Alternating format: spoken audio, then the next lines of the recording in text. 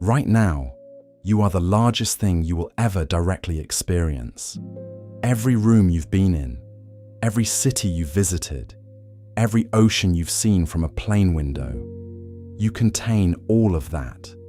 And you are also so incomprehensibly, laughably, almost insultingly small, that if the observable universe were shrunk to the size of Earth, you wouldn't just be invisible. The atoms in your body would be invisible. The concept of you would be invisible. Both of those things are true at the same time, and most scale of the universe videos will show you the second one and skip the first. This one won't.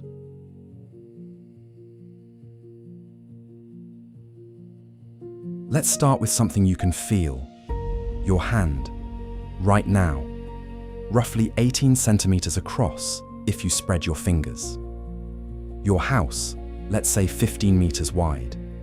Your city, maybe 50 kilometers end to end on a good day. The distance from New York to Los Angeles, 4,500 kilometers. The full circumference of the Earth, just under 40,000 kilometers. That's the world. The whole spinning thing we've explored, mapped, fought over, and called home. Hold that number, 40,000 kilometers, because in about 3 minutes, that number will become a rounding error. Actually, hold something else too. A question. When does size stop being something you can imagine and start being something you can only calculate? We'll come back to that. Now let's leave Earth. The moon is about 385,000 kilometers away. If you drove there at highway speed, without stopping, it would take roughly 160 days. Apollo astronauts did it in 3. The sun is about 150 million kilometers away. That number probably sounds large. Here's how to feel it instead. Imagine a basketball. That's the sun. Now walk 26 meters away from it. The dot at your feet, smaller than a peppercorn. That's Earth. And everything that has ever happened in human history happened on that peppercorn. Every war, every love story, every empire that rose and fell, every person who ever lived, every idea that ever mattered to anyone. Peppercorn. Now keep walking. To reach the edge of our solar system, the Kuiper Belt where Pluto lives, you'd need to walk another kilometer from that basketball. The nearest star after that. Keep walking. For 7,000 kilometers. Our galaxy contains over 200 billion stars, and our galaxy is not large. I want to ask you something here, and I'm being serious. Is any of this landing for you, or does it just feel like big numbers? Because there's a difference, and that difference is what this video is actually about. The Milky Way is about 100,000 light years across. A light year, just to land that, is the distance light travels in 1 year. Light moves at 300,000 kilometers per second. In a year, it covers about 9.5 trillion kilometers. The Milky Way is 100,000 of those. Our solar system is about 26,000 light years from the center of the Milky Way. It takes our solar system roughly 225 million years to orbit the galaxy once. In the time since the last time we were in this position, the dinosaurs had risen and gone extinct, and mammals had taken over a planet. The Milky Way is part of a larger structure called the Local Group, about 54 galaxies, orbiting and occasionally colliding with each other. The Local Group is part of the Virgo supercluster. The Virgo supercluster contains over 1 million billion stars. Here's your cosmic address.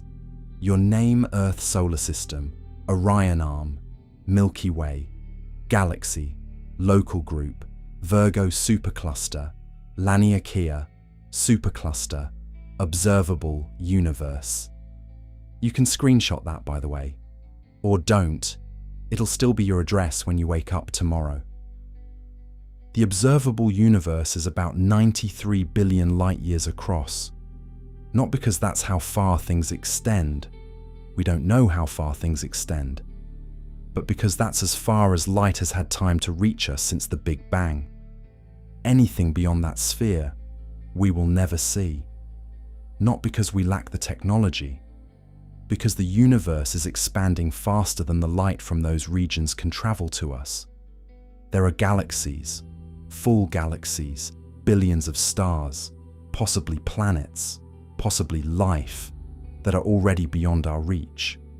Not as a limitation of science, as a law of physics.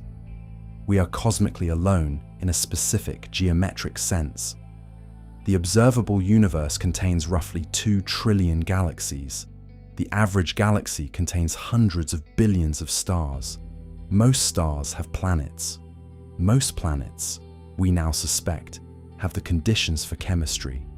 And yet, here, on this particular peppercorn, orbiting that basketball, in one arm of one galaxy, in a cluster of 54 among millions. Something developed the capacity to ask, how big is all of this? Before we answer your planted question, and yes, we're coming back to it, I want to ask you one more.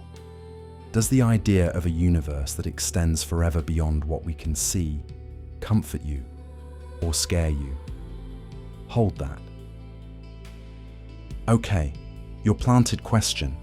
When does size stop being something you can imagine and start being something you can only calculate? The answer is around 400 kilometers.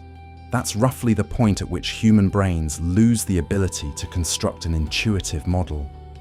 We can do the math for billions of light years. We cannot feel it. That gap between knowing and feeling is one of the most human things that exists. As for whether the big numbers were landing, here's why they probably weren't, and why that's okay. The universe is not trying to be experienced. It simply is.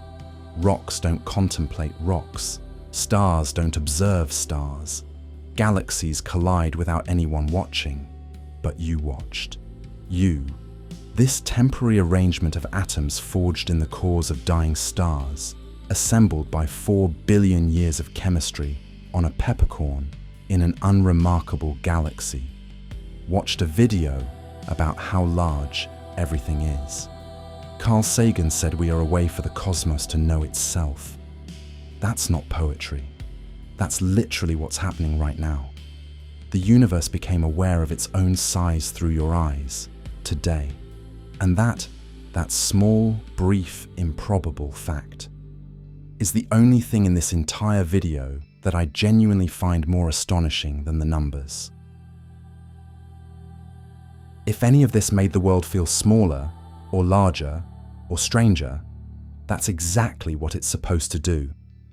Next week, we're asking a different question. How did anything get here at all?